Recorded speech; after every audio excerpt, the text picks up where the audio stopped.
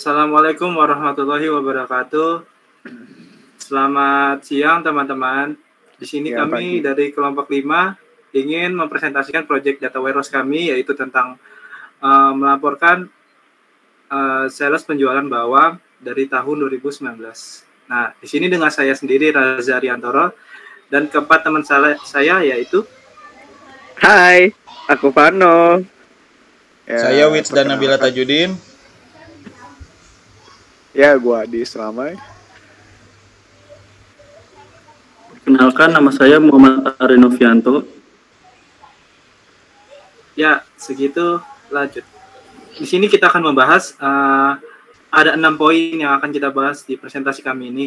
Yang pertama ada data warehouse, yang kedua ada pengertian atau penjelasan dari ETL itu apa. Yang ketiga itu ada multidimensi, yang keempat ada proses ETL itu seperti apa. Yang kelima dashboard. Yang keenam adalah kesimpulan dari proyek yang kami buat ini. Next. Pengertian data warehouse. Data warehouse adalah suatu sistem komputer untuk mengarsipkan dan menganalisa data histori atau suatu organisasi seperti data penjualan, gaji, dan informasi lainnya dari operasi harian. Pada umumnya, suatu organisasi menyalin informasi dari sistem operasional seperti penjualan dan SDM. Fungsi data warehouse membantu dalam mengambil keputusan, mudah dan cepat dalam mengakses data, menciptakan sosial data, menciptakan consistent data, menghasilkan raw yang optimal, menjadikan historical intelligence. Next.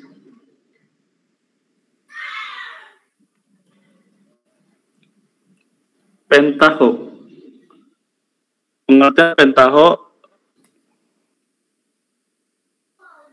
kumpulan aplikasi business intelligence yang berkembang dengan pesat dan bersifat free open source software atau FOSS yang berjalan di atas platform Java. Aplikasi Pentaho dikembangkan oleh Pentaho Corp yang berpusat di Orlando, Amerika Serikat. Selain sifatnya gratis dan adopsi yang semakin hari semakin luas, dukung Pentaho bisa didapatkan dari Pentaho Corp dan dalam bentuk Service Level Agreement (SLA) dan dipaketkan dalam version Extras Edition yang sifatnya annual subscription atau perlu kontrak tahunan.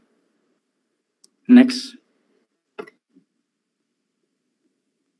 Power BI. Microsoft Power BI adalah software intelligence business besultan Microsoft yang memungkinkan untuk mengolah data lebih detail dan menampilkan dengan grafis yang interaktif. Microsoft Power BI dapat memfasilitasi data yang telah dimasukkan atau data yang sudah terkoneksi oleh sistem ketiga. Next. Pengertian ETL. ETL adalah singkatan dari Extract, Transform, dan Load Balancer IBM yang merupakan proses integrasi data. Proses ETL sendiri terdiri dari extract, transform, loading. Proses ETL, extract, adalah proses memilih dan mengambil data dari suatu atau beberapa sumber dan membaca mengakses data yang terpilih. Transform, pada proses ini data yang telah diambil proses extract akan dibersihkan dan mengubah data di bentuk asli menjadi bentuk yang sesuai dengan kebutuhan data warehouse atau kebutuhan kita. Load adalah proses terakhir yang berfungsi untuk memasukkan data target terakhir yaitu ke dalam data warehouse. Cara untuk memasukkan data adalah menjalankan SQL script seperti periodic. Next. Model data multidimensi. Model data multidimensi merupakan perancangan logika yang bertujuan untuk menampilkan data dalam bentuk standar yang intuitif dan yang menggunakan konsep activity diagram atau model hubungan antar aktivitas. Next. Oke, terima kasih Mas Ari. Oke, lanjut. Selanjutnya ada OLTP dan OLAP. Apa sih itu OLTP? OLTP adalah suatu bentuk pengolahan data di mana setiap transaksi diproses dengan segera tanpa penundaan, mengumpulkan transaksi ke dalam batch, sehingga OLTP atau bisa disebut dengan online transaction processing system juga dapat dikatakan sebagai metode pengolahan data sederhana, yang dimana seperti insert, update, and delete. Fungsinya apa sih? Fungsinya itu adalah sistem yang dilakukan OLT adalah menggunakan query sederhana secara cepat, sehingga dapat dengan mudah untuk diperbaiki dan dapat diakses melalui komputer yang terhubung dalam jaringan. Lalu ada OLAP. Apa sih itu OLAP? OLAP atau bisa disebut dengan Online Analytical Processing adalah suatu metode pendekatan analisis data khususnya yang mempunyai volume data yang besar dengan menggunakan berbagai perspektif atau multidimensi sehingga dapat membuat suatu informasi. OLAP sering disebut dengan analisis dan multidimensi yang berfungsi sebagai data analisis atau select. Nah, next. Nah, OLAP dan OLT justru berbeda. Apa sih itu perbedaannya? Perbedaannya itu ada 8. Yang pertama itu OLT adalah sistem transaksi online. Sedangkan OLAP itu adalah sistem pengambilan dan analisis data online. Yang kedua adalah data transaksi online menjadi sumber data untuk OLP, namun database OLTPS yang berbeda menjadi sumber data OLAP. Yang ketiga, OLTP adalah memasukkan, memperbaharui, dan menghapus, sedangkan proses utama OLAP adalah mengekstraksi data multidimensi untuk analisis. Yang keempat adalah OLTP memiliki transaksi pendek tapi sering, sedangkan si OLAP memiliki transaksi panjang dan kurang sering. Yang kelima, waktu pemrosesan OLTP lebih banyak dibandingkan dengan OLAP. Yang keenam, OLAP lebih kompleks dengan menghormati OLTP. Yang ketujuh, database OLTP harus dinormalisasi atau 3NF. Sedangkan si OLAP mungkin tidak dinormalisasi.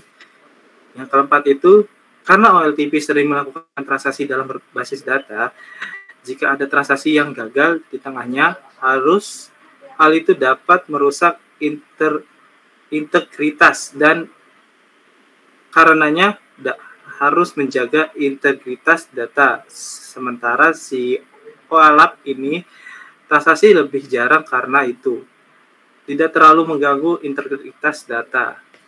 Oke. Next. Nah, ini salah satu bentuk contoh OLAP. Nah, dari sini kita bisa lihat maaf teman-teman, ini adalah bentuk OLTP. Dari sini kita akan berubah menjadi database. Boleh diperlihatkan?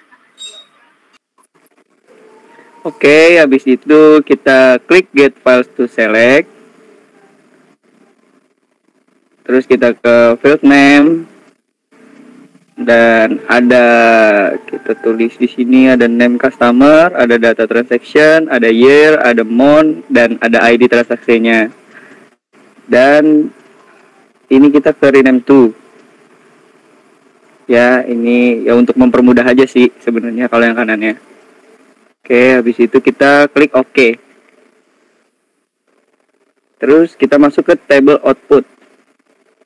Oke.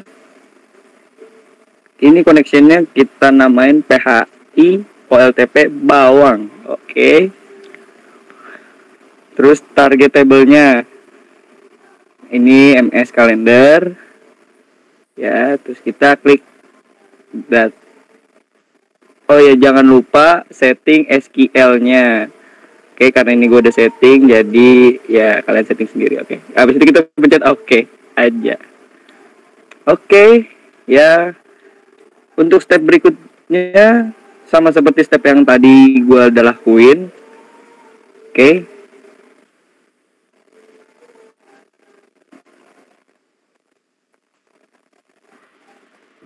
Nah, lalu di berikutnya ada step OLAP. Nah, ini contohnya. Yang pertama-tama kita akan membuka PHI OLAP bawang. Di sini ada milih bawang. min data, behind all of that, bawang, dan lain-lain. Yang pertama kita buka adalah kalender. Nah, di sini terdapat table inputnya. Lalu kita buat nih, namanya apa? Terserah kalian. Nah, habis itu kita buka mini datanya yang seperti LTP tadi. Oke. Nah, di sini jika sudah, kalian get dulu nih, get SQL select statement, akan muncul SQL seperti ini. Nah, lalu kalian preview nih buat ngelihat si ininya. Nah, kalau berhasil, kalian akan muncul seperti ini nih. Per bulan. Kita oke, lalu buka SQL-nya. Penamaannya, habis itu kita buka SK calendar. Kita tulis kayak calendar. Nah, habis itu kita klik OK. Sama nih, select value. Kita get fields to select, kita pencet. Nanti akan muncul ini field name-nya. Contohnya seperti itu. Oke, kita pencet juga ada keluar data year dan lain-lain. Ini table isinya. Lalu ada table output. Di table output ini kita pilih connection-nya. Connection apa? PHI, OLP bawang. Lalu ada target table-nya. Target table-nya itu adalah dim calendar. Lalu kalian centang nih si truth cat table nih. Lalu kita buka SQL-nya. Nah, di sini aku udah setting nih SQL-nya. Kalian setting dulu SQL-nya. Lalu kita execute. Seperti execute dan nah, akan muncul seperti ini. Nah, close aja. Oke, habis itu kita oke. Nah, ini contoh-contohnya kalian berhasil di kategori, di customer, di profession, di produk, di city, dan tech sales. Oke, cukup segitu. Lanjut.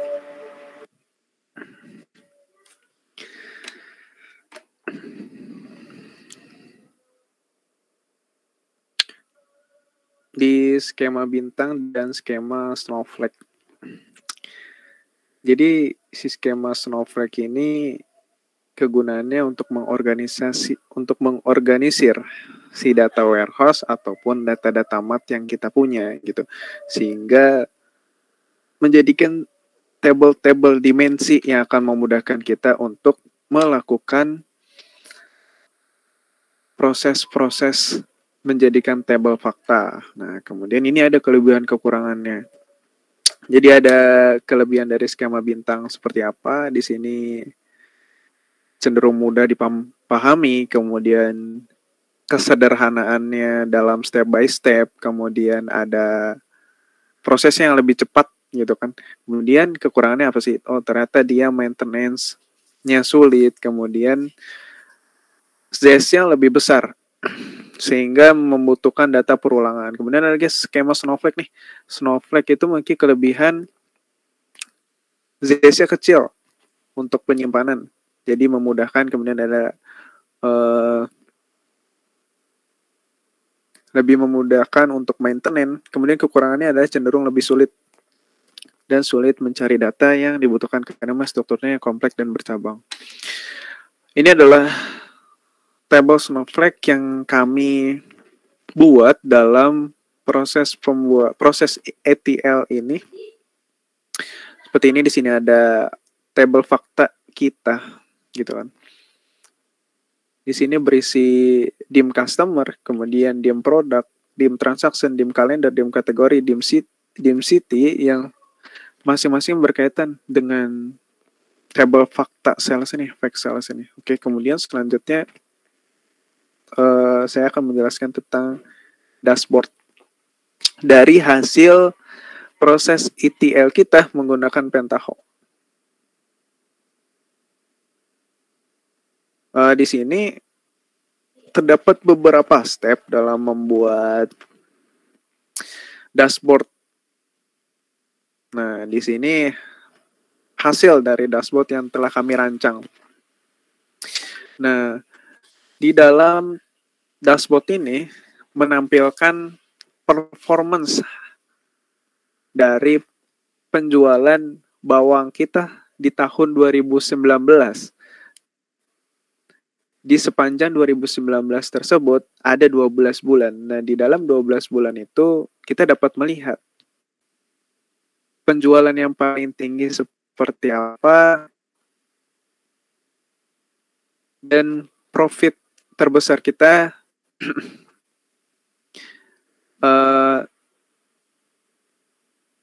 di bulan apa paling besar gitu kan. Oke, kita masuk ke Power BI yang kami gunakan dalam dashboard ini, itu Power BI. Oke, langsung saja. Nah, ada proses-prosesnya. Proses-prosesnya nanti, ini pertama saya membuat terlebih dahulu ini name produknya.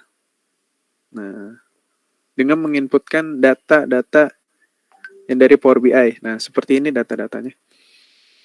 Menginputkan terlebih dahulu my database-nya. Ini dari database yang di sini. Nah, ini hasil database yang tadi kita udah proses. Kita ambil PHI OLAP-nya. Nah, kita masukkan ke dalam dashboard ini. Dan ini dashboard, tampilan dashboard. Nah, di sini kita dapat melihat bahwa penjualan tertinggi ada jumlah total penjualan ada 18.705. Yang dimana top month-nya adalah di bulan Agustus. Nah, di sini ada terlihat bahwa di bulan Mei misal quantity atau jumlah penjualan produk kita di bulan Mei 2.625 unit gitu kan. Nah, di sini dapat lihat pula bahwa bawang merah medium dengan penjualan 450.000 quantity revenue-nya, maka kita menghasilkan profit. Dan di selama 2019 tersebut kita mendapatkan profit hampir 1 miliar dari 6 kategori produk bawang ini gitu kan. Nah, di bagian profit ini kita juga melihat. Nah, di sini ada Februari profitnya berapa, kemudian bulan Maret, bulan April, hingga bulan Desember. Nah, di sini di bagian 6 customer kita juga dapat melihat bahwa misal kita mau lihat nih, oh ternyata customer kita Bina Karya. Di Bina Karya kita menjual sebanyak 150 unit. Kita hampir mendapatkan profit ini 10.800.000. Nah, gitu. Nah, ini apa sih yang terjual di Bina Karya Prima itu? Ternyata customer meminta bawang putih standar. Nah, ini harga penjualan per unitnya ini 150 unit gitu kan, atau dalam ton gitu kan. Nah, ini profit yang kita dapatkan. Ya. Misal contoh, itu sebagai contoh. Nah, misal kita mau melihat yang lain. Nah, sama seperti ini bawang merah, kemudian unit salesnya ini, maka ada grafik-grafik ketika kita memilih salah satu dari table ini. Nah, ini yang digunakan adalah slicer untuk memfilter mana sih yang mau kita lihat performance-nya. Nah, kemudian ini contribution product. Nyata kita dapat lihat nih ada warnanya biru. Penjualan terbanyak atau kontribusi produk yang terjual terbanyak terdapat pada bawang merah medium. Ini bawang merah medium, gitu kan, terlihat. Dia menjual 6.100 unit dengan profit terbesar 610 juta. 610 juta gitu. Dan lagi-lagi ternyata di bulan Agustus kita mendapatkan profit terbanyak. Nah, udah. Kemudian sama yang lain seperti itu dengan menggunakan visualisasi yang ada di sini. Kemudian di sales by lokasi ini kita dapat melihat bahwa customer kita di mana aja gitu kan, profit terbesarnya ada di mana. Contoh, oh di Karawang kita ada customer dengan penghasilan customer rata-rata itu 290 juta atau jumlah keseluruhannya 290 juta kita dapatkan. Ketika kita ingin mau quantity gitu kan. Misal kita mau tahu jumlah. Nah, ini lihat di Karawang kita terjual 2.900, di Jakarta cuma 700 gitu kan. Tangerang 400, di Banten ada sekitar 2.100. Nah, ini gunanya file map. Nah, ini menggunakan ini. Maps Power BI. Nah, ini dashboard kami yang telah kami buat. Ya nantinya, nah untuk mempublish tinggal mempublish seperti ini. Publish to Power BI. Nah, ini maka di-save dulu. Ketika sudah di-save, maka nanti otomatis akan muncul dashboard seperti ini. Nah, ini dashboardnya bisa di-share. Untuk teman-teman juga bisa ngelihat nih, nanti kita akan share linknya di bawah. Nah, sama. Oke, mungkin untuk penjelasan dashboard sales bawang dari data-data yang telah kita lakukan ETL, mungkin cukup sampai di situ. Kita kembali lagi ke slide.